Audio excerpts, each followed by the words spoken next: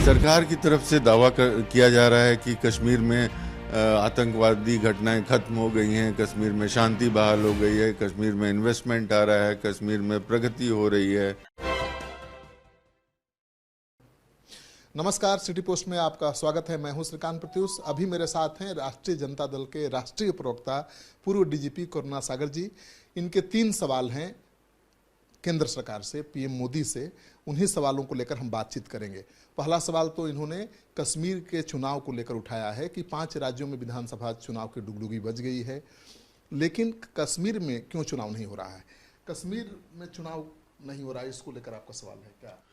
जी, देखिए, 9 तारीख को चीफ इलेक्शन कमिश्नर ने अनाउंस किया 5 राज्यों में चुनाव, और कश्मीर में नहीं चुनाव करवाया गया। इस पर जब पत्रकारों ने बात किया तो उन्होंने बोला कि वहाँ के हालात अभी ऐसे नहीं हैं कि चुनाव करवाए जाएं। तो देखिए, 2016 से कश्मीर में गवर्नर रूल चल रहा है, और 6 अगस्त 2019 को आर्टिकल 370 को पार्लियामेंट में निरस्त किया गया। उसके भी 4 साल पूरे हो गए। सरकार की तरफ से दावा किया जा रहा है कि कश्मीर में आतंकवादी घटनाएं खत्म हो गई हैं, कश्मीर में शांति बहाल हो गई है, कश्मीर में इन्वेस्टमेंट आ रहा है, कश्मीर में प्रगति हो रही है। लेकिन फिर क्या है जो सरकार कश्मीर में चुनाव नहीं कराना चाहती है? और एक छोटा सा इसका कारण मुझे दिखता है।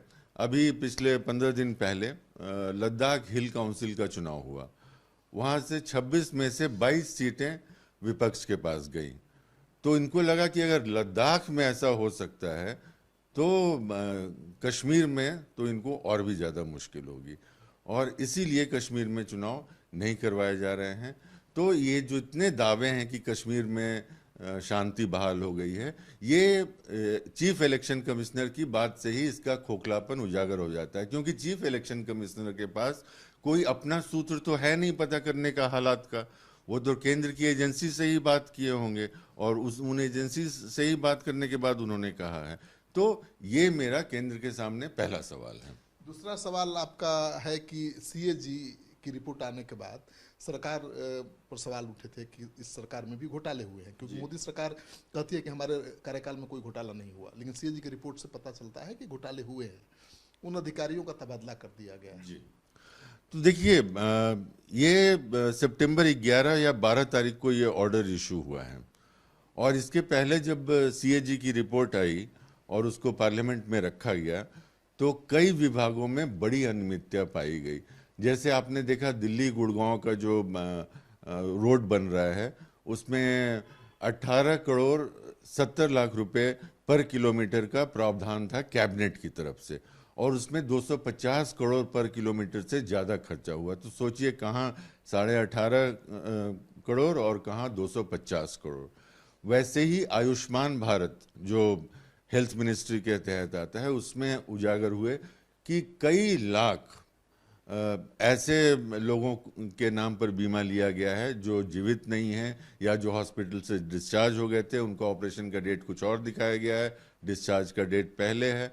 तो बड़ी अनियमितताएं थी, और भी कई विभागों में ऐसी अनियमितताएं पाई गई। तो इन अनियमितताओं से जो सीएजी ने रिपोर्ट रखी और पार्लियामेंट के पटल पर रखी, तो ये साफ हो गया। कोल ब्लॉक्स के बारे में बातें की गई कि कोल ब्लॉक्स की सुप्रीम कोर्ट में जो गवर्नमेंट ने अंडरटेकिंग दी थी कि बिना ई बिडिंग के नहीं होगा, और बाद में 2020 में इसको चेंज कर दिया गया कि बिड को 4 सेक्रेटरीज की एक कमेटी डिसाइड कर सकती है, और उसके बाद बहुत सारे कोल ब्लॉक्स का अलॉटमेंट हुआ। उसमें भी काफ़ी अनियमितताएं पाई गई हैं। तो ऐसा नहीं है कि घोटाले नहीं हो रहे हैं, लेकिन जब घोटाले उजागर करने वाले 3 जो मुख्य अधिकारी थे, एक का ट्रांसफर केरल के तिरुवनंतपुरम में कर दिया गया, एक का राजभाषा में कर दिया गया, एक का लीगल डिपार्टमेंट में कर दिया गया, तो आप समझ सकते हैं कि सरकार जो 3 मुख्य अधिकारी थे और बहुत ही सीनियर लेवल के अधिकारी थे, जिन लोगों की पूरी जिम्मेवारी थी इन रिपोर्ट को एनालाइज करने की, उनके खिलाफ। और सरकार, तो हमने भी सरकारी तंत्र में काम किया है, सरकार को जो ऑफिसर नापसंद होते हैं उनको ऐसे जगहों में शंट किया जाता है जहां वो पसंद नहीं करते हैं जाना, और वो उदाहरण होता है दूसरे अधिकारियों के लिए कि आपके साथ भी ऐसा हो सकता है। तो ये बात है। अभी पूरे वर्ल्ड में चर्चा चल रही है हमास की जी और इजराइल जी की। गाजा पर लगातार जिस तरह से हमले हो रहे हैं, लगता है गाजा को ही मिटा दिया जाएगा। वहाँ के 23 लाख लोगों की चिंता ही किसी को नहीं है। जी देखिए, पहली बात है कि हम किसी भी तरह के हिंसा के विरोधी हैं, चाहे वो कोई भी क्यों नहीं हो। और हम लोग चाहते हैं कि यूनाइटेड नेशंस इसमें इंटरफेयर करे और वहाँ शांति बहाल हो। और भारत सरकार का भी यही स्टेटेड प्रिंसिपल है कि भारत सरकार हमेशा पैलेस्टीन को एक अलग देश के रूप में रिकॉग्नाइज करते रही है, और हम चाहते हैं कि यूएन की मध्यस्थता में ये हो।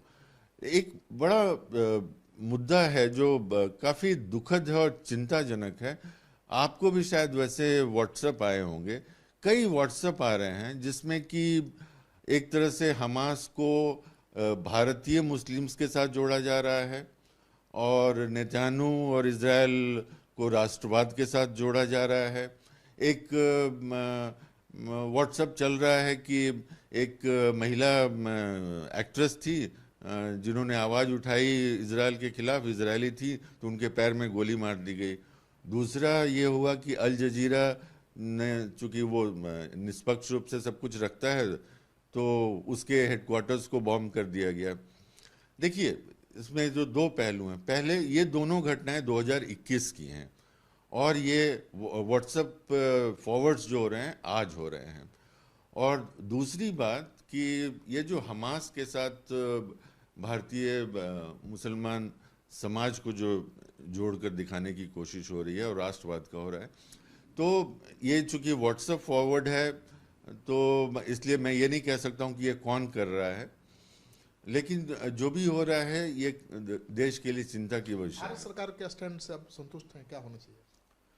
नहीं, भारत सरकार का कल भी जो एमईए का जो आया है तो उन्होंने वही बात को दोहराया है कि अभी भी हमास को भारत सरकार ने टेररिस्ट ऑर्गेनाइजेशन नहीं डिक्लेयर किया है और पैलेस्टाइन को हम लोग एक इंडिपेंडेंट देश मानते हैं। तो हमारी तो जो स्टेटेड प्रिंसिपल वही है कि शांति बहाल होनी चाहिए और यूएन इसके लिए सबसे उपयुक्त है। लेकिन जो जहर फैलाने की कोशिश इस में किया जा रहा है, एक व्हाट्सएप और भी चल रहा है जो बड़ा इंटरेस्टिंग है, क्योंकि उसकी जो भाषा है कि नेतान्याहू के बारे में जो व्हाट्सएप्स होते हैं, तो जो जूइश लैंग्वेज में जो व्हाट्सएप होते हैं, हिब्रू लैंग्वेज जो रिप्लाईज होते हैं उसमें नेतान्याहू को रिजाइन करने के लिए कहा जाता है, और जो हिंदी में जो रिप्लाईज होते हैं उसमें उनकी बड़ाई की जाती है। तो ये एक बहुत दुखद घटना है और यहाँ मानवता खतरे में है, और इस घटना का इस्तेमाल कोई भी अगर किसी भी तरह की राजनीति के लिए करता है तो वो एक दुखद और चिंता का लगता है कि बीजेपी राजनीति के लिए कर रही है इसका इस्तेमाल। मैं नहीं कह रहा हूँ, मैंने कहा कि ये व्हाट्सएप फॉरवर्ड है और मैं इसलिए गंभीरता से ले रहा हूँ क्योंकि जब मुझे एक ऑफिसर्स के ग्रुप में भी ये फॉरवर्ड आया तो इसका मतलब जनता में कितना ज़्यादा फैल रहा है जब ऑफिसर्स के ग्रुप में भी इस तरह के फॉरवर्ड चल रहे हैं।